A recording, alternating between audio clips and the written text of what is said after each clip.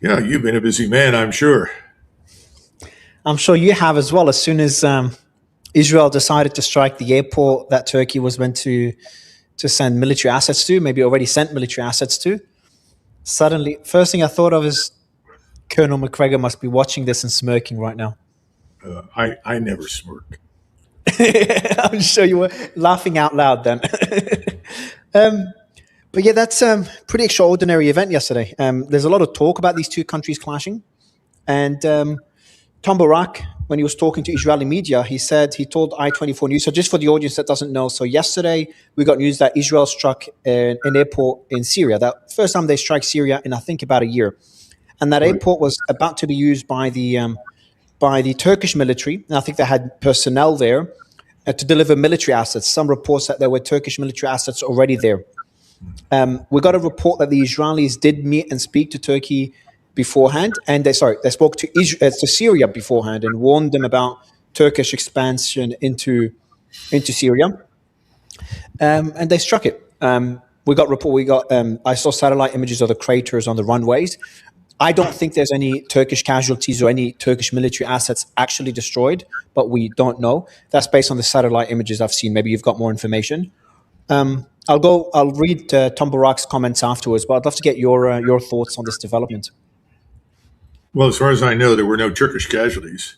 Whether or not there was any equipment there, I have no idea. I think what we need to take away from this is sure, I'm confident that some form of comment or warning was issued, which I'm sure was taken as an insult and ignored, especially in Ankara. But then I also think they waited, watched probably on satellite surveillance. They watched to see the Turkish officers who were sent there to survey the place and evaluate it leave. And after they left, that's when the Air Force came in and demolished the airfield. So that much I think we can say. When this first began, this sort of Turkish Israeli agreement that we crafted in order to promote the dissolution of Syria, in other words, its liquidation and then its resurrection subsequently in the hands of our friends from ISIS, a number of things were discussed, but I said that at the time I thought it was the Middle East's version of the Nazi Soviet Pact in 1939. That it was a temporary cessation of hostilities; it would not last, and inevitably there would be an Israeli-Turkish war. So I fully expect that that will occur at some point in the future. This is an extraordinarily bad time for Israel to cultivate bad relations with the Turks because the Turks, despite all of the unkind things said by both sides, have continually transported oil from Azerbaijan through Turkey down past Syria and into Israel. The Turks have also sold billions of dollars worth of goods, especially agricultural products, to the Israelis. So Erdogan had practiced what he does best, which is to talk out of both sides of his mouth. On one side, he was pouring buckets of filth and abuse all over the Israelis for their mass murder in Gaza and their actions in Lebanon. Then he turns right around and essentially does business with them. And this has been a sore point, I think, with a lot of people in the Muslim world. Most Americans are completely unaware of it. I don't think most Europeans care, but I certainly think in the Islamic world this has not gone down well. But there's been a lot of water under the bridge since then. Since then, we've seen lots of cooperation between the Iranians and the Turks to deal with the Kurdish problem. And the Kurds, of course, not all of them, but a large portion of them are exceedingly dependent upon Israeli support, arms assistance, and intelligence. And indeed, we cooperate with the Mossad in a vain hope of stirring up a Kurdish rebellion slash invasion of Iran. The Iranians had them targeted, destroyed them, and I don't see much evidence that that's going to happen. And of course, the Turks had no interest in letting that be successful either. So now what? Everyone says, well, Turkey is a member of NATO. Is that really meaningful? I'm not sure that it really is. I think that Erdogan is perfectly willing to stay a member of NATO and wage war with anybody he cares to anywhere in the world. The question is, what do we do about it? Well, we're over a barrel because, of course, President Trump has recently pointed out that one more time that Mr. Erdogan is a personal friend of his, and he has a great relationship with Mr. Erdogan, and things are really great with the Turks. Well, they're not so hot right now. So I don't know what it means short term. I just think long term, it's another indicator that you're going to see a collision between the Turks and the Israelis. And as I say, it's a very bad idea on the part of the Israelis. Because in the meantime, you've had this new alignment, Saudi Arabia, Pakistan, Turkey, and everybody has said, well, what's it really about? Well, contrary to popular belief, it's not about attacking Iran. I'm sorry, it is not an anti-Iranian alliance. It has a great deal to do with putting an end, ultimately, at some point in time, to the Greater Israel Project. They're not going to allow that to succeed. So, under the circumstances, you would say the prudent thing for the Israelis at this point is to find a way to avoid any unnecessary collision with Turkey until certainly this issue with Iran is settled. Well, they've chosen not to do that because, well, they're arrogant and they're also completely confident that they have control of us. So they seem to think that in addition to fighting the Iranians, that we could be dragged into a conflict with the Turks as well. And of course, they've also built an alliance system in a sense because they're closely aligned with the Greeks and with Cyprus against the Turks. And they hope that our Mediterranean fleet and whatever forces we have could be employed in that endeavor. Ultimately, everything's shaping up brilliantly for a much larger regional war, something no one expected. Well, that's what Tom Barak said anyway. I forgot the same. So Tom Barak told I-24 that Israel strikes on Syria's Abu al-Dur airbase carried a real risk of triggering a direct military confrontation with Turkey and Syria. Barak said Turkish forces were not warned about the Israeli aircraft or their objective and could have scrambled fighters believing Turkey was under attack. Quote, yesterday's events were serious and worrying. Washington is now holding quiet talks on establishing a permanent deconfliction mechanism between Israel and Syria, potentially involving Turkey, with a 24-hour coordination center to prevent future misunderstandings. Now, you've made the very important point that Erdogan does a lot of business with Israel, despite the rhetoric, and especially the oil coming out of Azerbaijan and the agricultural product coming out of Turkey. But why war? Why? What is Turkey's benefit with this war? What is Israel's benefit? They don't share a border. They're very far from one another. Is it just expanding influence in the region? And as they fill that vacuum left by the US, starting with Syria, that could lead to a clash? Well, I think from the Turkish standpoint, privately, they regard Syria as a Turkish province. They also regard most of northern Iraq as a Turkish province. Turkish generals have made it very clear to American generals for many, many years in Iraq during the occupation that as far as they were concerned, places like Erbil were Turkish cities. And remember that the northern oil fields that we regard as part of Iraq were historically part of Turkey. And the Turks were very angry after World War I that all of that was taken from them. So I think the Turks have a different view of the region from what you're suggesting. And they think that the Israelis are encroaching on them. And the Israelis have threatened openly to take Damascus. And certainly I'm not sure there's much to stop them from doing so. But remember that when the Turkish foreign minister arrived for his first meeting in Damascus with the new ISIS graduates that have taken over the country, he first went to a mosque where a Turkish sultan is interred. I've forgotten the name of the sultan. This has been a few years ago. And that was a huge signal to everybody in the region who knows anything about the Turks and the history of the region that the Turks were back. That was not an accidental visit. That was a signal to the Israelis that the Turks will not tolerate the capture of Damascus. So I think this whole business is far more serious. Now, they have this new alignment with Saudi Arabia. Can Saudi Arabia compensate for whatever business they may lose with the Israelis? Well, perhaps. Certainly the Saudis have oil and cash. The Turks and the Pakistanis need both. So I'm sure that's part of the consideration. But at some point, you reach a decision where all of these other rational calculuses don't matter anymore. If anyone was rational in 1914, Germany and Russia would never have gone to war. Yeah. Germany and Russia were each other's top trading partners. They had a very profitable relationship. They had a very good national security relationship. Russia and Prussia, Germany, were effectively committed to no aggression against each other, and to the extent they could to help each other and stabilize. Even Austria-Hungary, to a large extent, fell into that category. But what happened? You got a war anyway. So whatever benefits Turkey accrues from cooperating with the Israelis, which of course involves us because we're anxious to ensure that Greater Israel, succeeds. So we're the Israeli agent that negotiated the original agreement behind closed doors between Turks and Israelis on how to divide up the region. And obviously we want the Israelis to have their Greater Israel. But that may no longer be acceptable to Mr. Erdogan. He may read the tea leaves differently. He may judge the situation to have changed. And remember, I've always sort of tried to characterize him as a sort of bird of prey that sits on the top of the telephone pole and waits for the roadkill and then goes down and grabs it and devours it. And I don't know to what extent he thinks Israel is approaching roadkill status, but they're getting closer because their country is being not entirely, but certainly substantially destroyed and harmed. And they seem ready to renew the war with Iran that they want to drag us into. So all of these, I think Mr. Erdogan is not going to act foolishly or emotionally or quickly, but I think he's getting closer to the action point.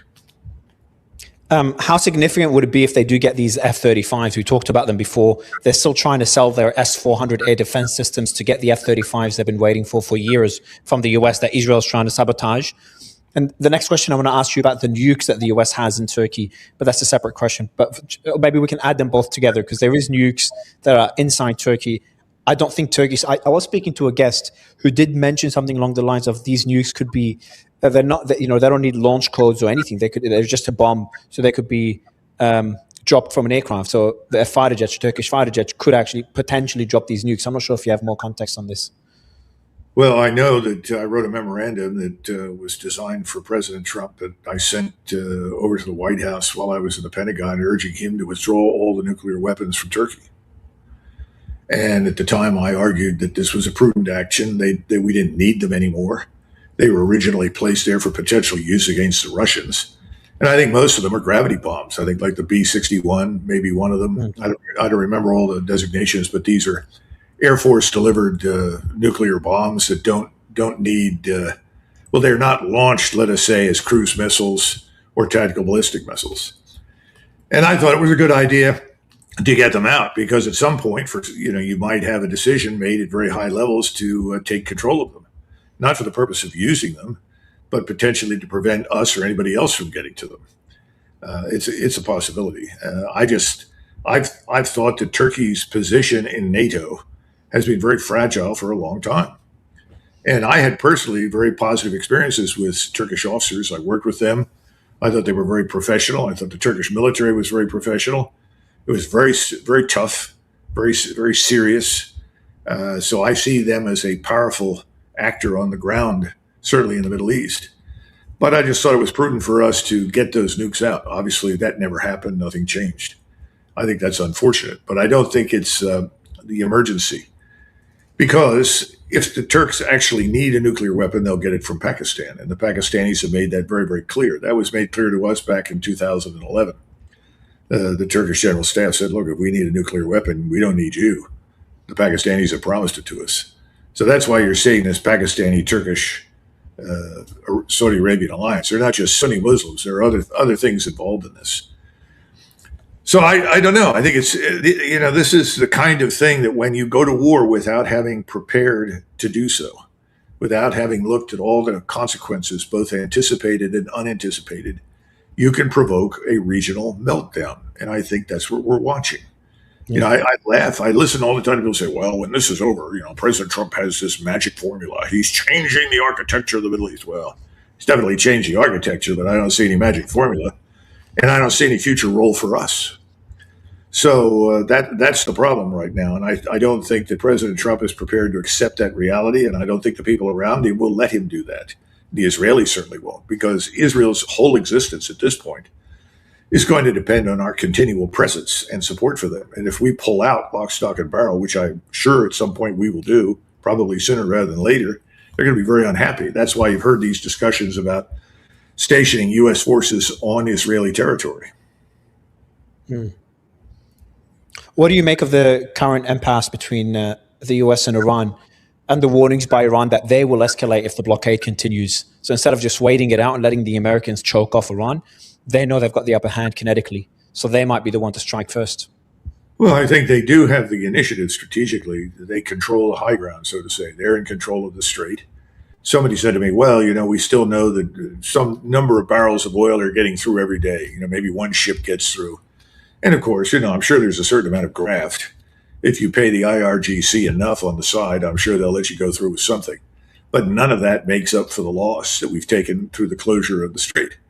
Now, Mr. Trump can talk about how he's in control, and I guess he wants to make that part of the world U.S. territory. I can't wait to see numbers of Americans line up for the purpose of migrating into this new territory and settle it. But this sort of strikes me as being, another Trumpian exercise in self-sodomization. Very stupid. So I hope that they'll drop all this nonsense. But haven't seen much evidence for rationality right now. And the Israelis are in charge. Mr. Netanyahu is in charge, and Mr. Trump is going to do what he wants. So that's why I see another round of conflict coming. It may be the last round, but I see another round coming.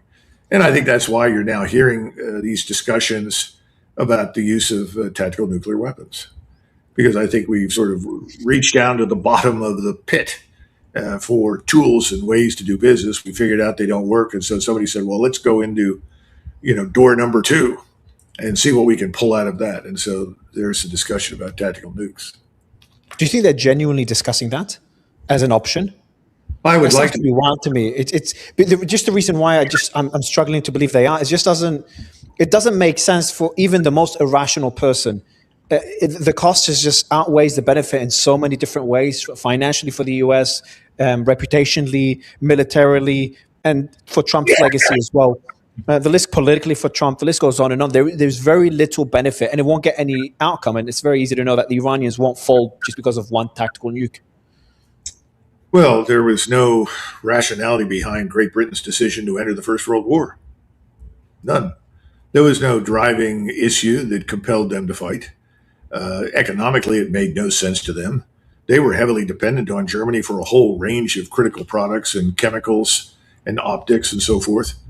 No German soldier had shot at a British soldier, as far as I can tell, for hundreds of years. In other words, it just made no sense. On the other hand, the French were an annoyance and a permanent menace.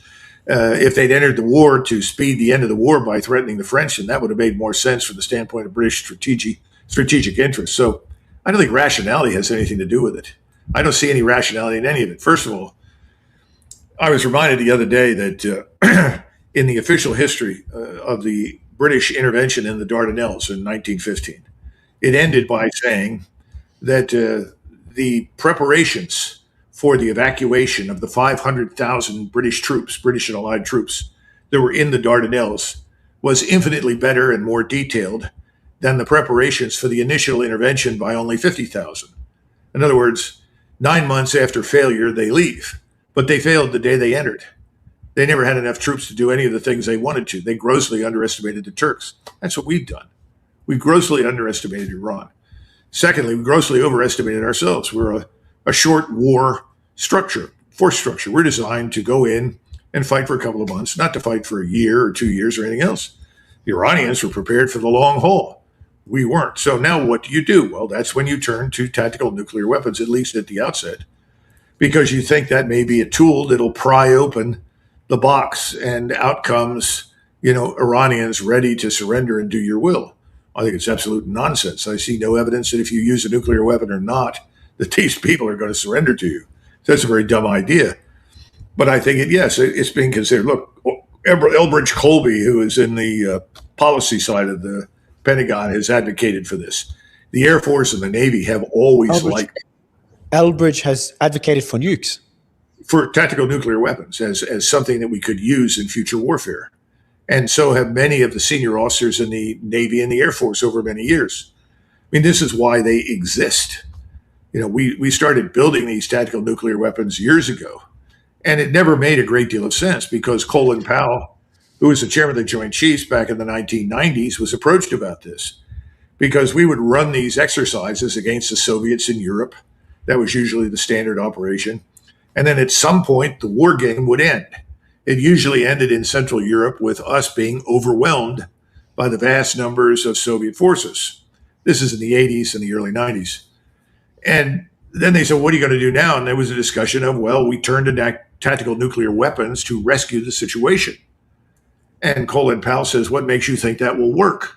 Oh, well, a tactical nuke here, a tactical nuke there, and the Russians will see they can't proceed and everything will stop. And he said, what are you talking about? You mean the Russians are going to sit there and look at you employ a tactical nuclear weapon, see the explosion, the detonation, and say, well, that's a small nuclear weapon.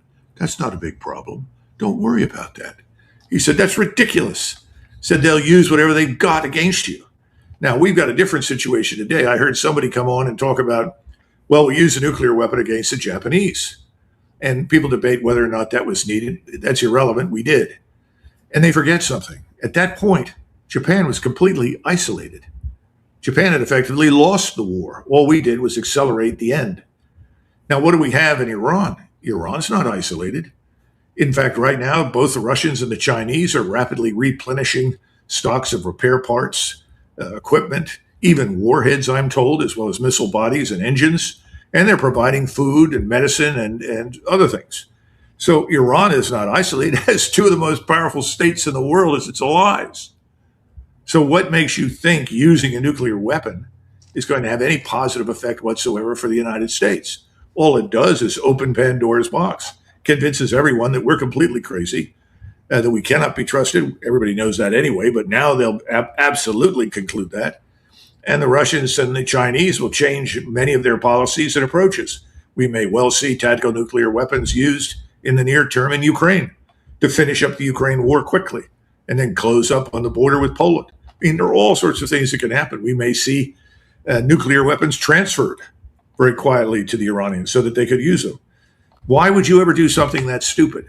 Well, the whole war is pretty damn stupid. It makes no sense. It was never required. So why should we stop at this much stupidity? Let's go full force. Colonel, we're talking about a direct conflict between Israel and Turkey. We're talking about what happens to Syria. Will it be partitioned? We've talked about Lebanon and Hezbollah and Israel trying to defeat Hezbollah. We're talking about the Gulf. The UAE was attacked yesterday. Now, Iran says they didn't attack it. They were attacking ships. The UAE said they did attack it and it cut all trade with Iran. We've got the Houthis attacking Saudi. They attacked him yesterday. How do you see all this end in a couple of years? Are we looking at, a new, I know we're looking for a new reality in the region, but how is it going to end from a military perspective? Are we going to get there violently, or are we going to see the worst of it maybe now, or have we already seen the worst of it? There's something else that we have to mention that doesn't get much attention in these discussions of geopolitics and military power. We're watching the bond market crash in the United States. We've seen Beckett to intervene in all of that to buy up long-term bonds, the 30 years, in order to drive down yields, at least temporarily. And we've watched the stock market profit from this as another injection of liquidity. This works on a very short-term basis, but it sets up a catastrophic outcome long-term. And the question is, how long-term is that? And again, people who are much smarter than I am and have much better information than I do in the marketplace, like Jeffrey Gundlach is a good example, someone you might consider bringing on. You talk to Pilkington, you've talked to Curie. They've sketched out scenarios for you. I think the bond issue is a very serious one in the United States. And everyone says, once you're over 5% in the 10-year, everything collapses. In other words, the dollar itself as a currency is finished because you can't pay your debts. The national sovereign debt is too overwhelming. There are people right now who insist we're already in a national sovereign debt crisis. It's just that people aren't aware of it. They don't understand what's really happening. We've already seen what happened in Japan, and we used euros to prop them up. That's not a solution. Nothing is fixed in Japan. Nothing is being fixed in the United States. If we were serious about our own economic, and I would argue societal fragility, we would end this right now. We would simply say, we've done all that we can. We are going to disengage our forces, and we will resume discussions with the Iranians once we've disengaged our forces, but we can do no more. Now, why won't that happen? Because of Israel. The Israelis will not allow that to occur. Why not? They know that once we leave, we will never be back. And once we're gone, Israel is effectively on its own. And the question is, how long will Israel survive under those circumstances? So I guess what I'm saying is that you have on the one side the economic and financial fragility that's undermining our position globally, strategically, and also militarily. And then you have the misuse or abuse of American military power in a setting for which it was never designed to fight an enemy that it cannot defeat. So which of these blows up the United States first? Or do they both get together? Oh, they're And very intertwined. They're very intertwined. The bond yields, like Japan, for example, that process has been sped up because of this war. exactly.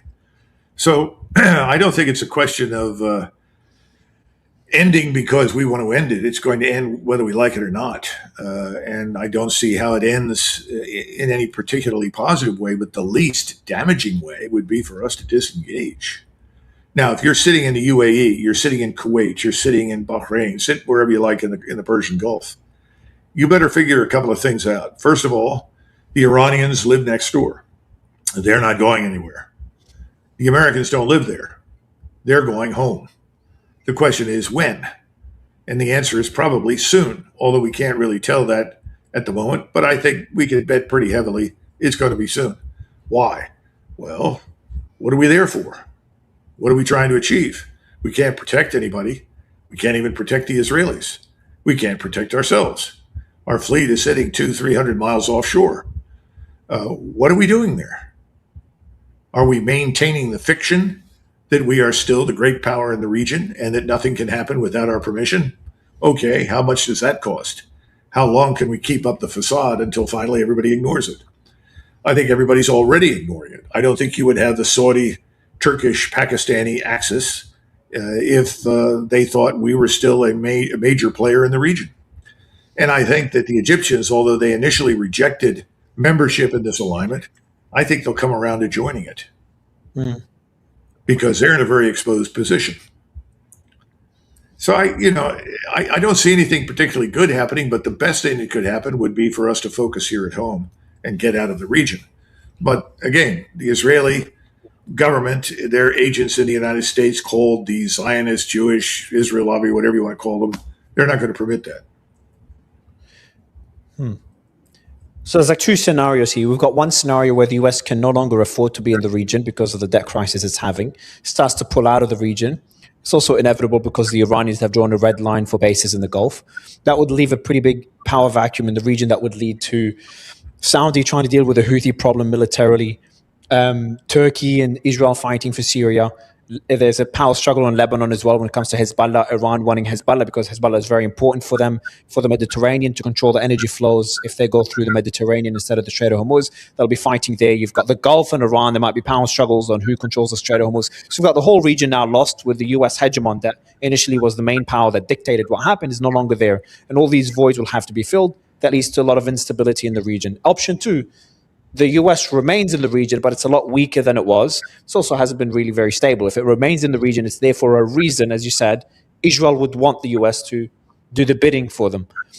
So the US would be doing the same things it's been doing the last 2 decades, and we'll just see a repeat of the same. I just feel like the fear of American power is gone after the loss to the Iranians, and that with that fear gone, that was a strong deterrent against anyone doing something the US wasn't happy with. But now no one, they don't fear that anymore. The Iranians don't fear being attacked by the Americans again. So the Iranians might be more bold in advancing their interests anywhere else in the region. That applies to other countries as well. Is there a scenario where things end well, a realistic scenario where things end well? Because I'm struggling to see it. I'm usually pretty optimistic. Well, if we don't come to the conclusion that the past is past and we cannot revivify it, in other words, we can't regain our basis and play the role that we did in the past. If that's not going to happen, I don't see any evidence that it will happen. Then at least the people that live in the Gulf can make some decisions.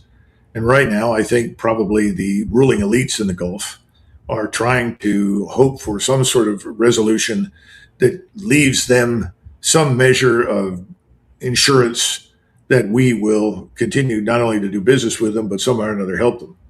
The problem with that is that we're broke. And if we leave the Gulf, which I think we will, because I just don't see how we get back in, who is going to help finance the reconstruction of all the infrastructure that's being destroyed? Trick question. China. So China will replace us in the region in that sense. Now, the Chinese are a little different from us. They're not interested in bases and stationing Chinese forces on foreign soil. That's not the way they do business. They want goodwill, they want access, and they will certainly use their naval forces to help guard or protect the movement of ships and so forth to and out of the Gulf. But they're not interested in occupying anything. That's a big difference. And the Chinese have demonstrated that repeatedly. We have, what, over 800 bases. Some people say 950. I don't know how many the exact total is anymore. But the Chinese, I think the Chinese have two beyond their borders. And the Russians right now one. So I, The one in Syria. yeah, I think that's the only one that I recollect is beyond Russian borders, and that's a legacy of the Soviet period. Now the Russians could easily get bases elsewhere, and I'm a little surprised that Putin has not looked elsewhere. I personally, if I were sitting in the Kremlin, would want to wash my hands of Syria and get out, but for whatever reason, he seems to want to stay. I guess what I'm saying is that this alliance, this Russia, Iran, China, supplemented, augmented by Saudi Arabia, Turkey, Pakistan, essentially signals that we no longer have a role. I think we're out. Yeah. And everybody wants to cry over that. Personally, I would welcome the exit because I don't think we benefit from stationing the bases there now. We did 25, 30, 40 years ago. For instance, if you go into the defense industries, go to a place like Raytheon or Northrop Grumman, you'll find out that the Emirates basically funded all of what we call non-recurring engineering. So if you wanted to build a missile from scratch, they funded the building of that prototype missile and everything associated with it. That's very important. In other words, it didn't come out of our defense budget. It wasn't something the American people paid for. These Emirates and Saudi Arabia, they paid for it because those missiles were ultimately used to do what? Defend them. Mm. Well, that's obviously over. And there are lots of people in the defense industry aren't very happy about us leaving the region because they're looking for other cash cows. Yeah. These are things that most people aren't aware of that are extraordinarily important if you're in the defense business. I think we're going to have to build our own equipment from now on. We're going to have to subsidize our own equipment. It's not going to be done for us by, the Emirates or Saudi Arabia. And of course, you've seen, I'm sure, some of these Lego comedies that are put out that show, I guess, the UAE. Is it the UAE? No, I guess it's Mohammed bin Salman from Saudi Arabia, who is sort of depicted as the milk cow. And that, Trump comes over and milks him and so forth. Well, that's not far from the truth. That's not far from the truth at all. I haven't seen that one. It's a Trump milking MBS. Yeah. And that's not a surprise. And, Trump has basically tried to use his military power as a means of extracting more benefits from the people in the region. The problem is that the Iranians have now put an end to that. They've demonstrated the military power is impotent in the face of their capabilities. So I think our time is over. And everybody fights that in Washington, I mean, it's sort of similar to the British Empire. The British bankrupt themselves unnecessarily in the war with Germany. There are a lot of things they could have done instead of declaring war instantly on Germany and staying in a permanent state of war with Germany until Germany was destroyed, because doing that destroyed Britain. And then suddenly the empire for which they were sacrificing, so they said, had to be liquidated almost overnight. And the biggest chunk, of course, was India. The British probably extracted somewhere in the neighborhood of 40 trillion in wealth from India. They didn't want to give that up. They didn't have any choice. They were desperately in debt to us. They only recently paid off the World War II debt. And they were still paying off the World War I debt, I think, in the 80s or 90s. I mean, it's ridiculous. They only recently paid off the World War II debt. Yeah, I think so.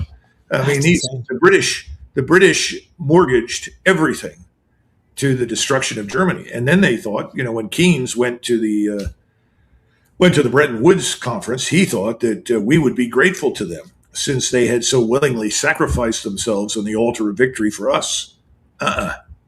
Absolutely not. They thought they were going to get a grant out of us, similar to the Marshall Plan for Great Britain. No. We took Britain to the cleaners. We reinforced their destruction. I mean, there were freighters towards the end of the war leaving from South Africa, packed with gold that went straight to New York City. Britain was bankrupted. It lost everything. Well, we're bankrupting ourselves right now, unnecessarily. But we have this problem. It's called Israel. As a final question, is there a scenario where the US breaks off that relationship with Israel, fundamentally changes it following this war? Well, that's you just said the key word: following the war. The war is not going to end anytime soon, because right now you have the group that says we'll maintain this blockade as long as we need to. I've heard people say we'll maintain it and then we'll resume the war later when we have rebuilt our stocks. That's one group. The other group says we'll maintain the blockade, but we'll use these tactical nuclear weapons because we got to come out of this as the winner. If we don't come out, we're exposed. Our great power status is lost. We're no longer seen as the hegemon. Well, I think that's already happened, don't you? But that's not the view in Washington. And everything we've done, really, I'd say since the early 90s, we talk about this rules based liberal international order. And if you ask what that is, the first question is, well, what are the rules? Well, these are norms that we've said. What about international law? No, no, no, no. Because you see, grounded in international law is the concept of state sovereignty. We don't respect other people's sovereignty. If we did, we wouldn't just march into their countries at will, would we? So we have no interest in that. We said the liberal international order was to spread democracy, human rights, and goodwill. But after years of interventions, you reach the conclusion that it's about hegemony and destroying any competition that might infringe on your hegemony. Well, Iran turns out to be the place where the buck stops. Our hegemony is ending in the Persian Gulf. And you're seeing two world systems collide. You see, on the one hand, the old, what I would call Cold War plus hegemonic American global military political economic system. And on the other side, BRICS. BRICS is emerging with China at its center and Russia helping to lead it. And people are migrating into BRICS and away from the Western system. Why? Because they're tired of being bullied. They're tired of the World Bank being used as a cudgel to beat them over the head. You want a loan? You want a good loan? Well, then here are the requirements that we have for you from Washington. You have to do the following 16 things. Change your trade relationships, your commercial relationships, change your society, alter your government structure, meet our standards, and all these things. People are tired of that. They don't want it anymore.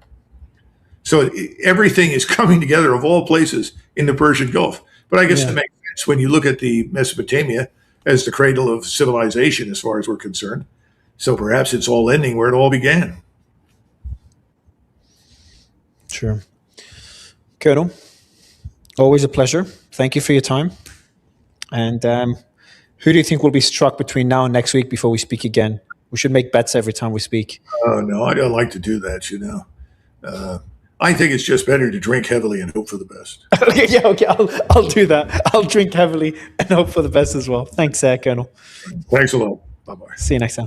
All right, guys, I'll be live again with Brendan Weichert in 15 minutes to give you the news recap for the day. And then we're speaking to Larry Johnson and Chris Martenson. I'm excited for this conversation to talk economics. So I've got 3 more interviews: Brandon Weichert, news of the day, Chris Martenson, Larry Johnson, and then Brandon will be interviewing Peter Alexander about China, and then he'll be interviewing Raymond Zuccaro, also a discussion about economics. I'll see you guys in 15. Bye-bye.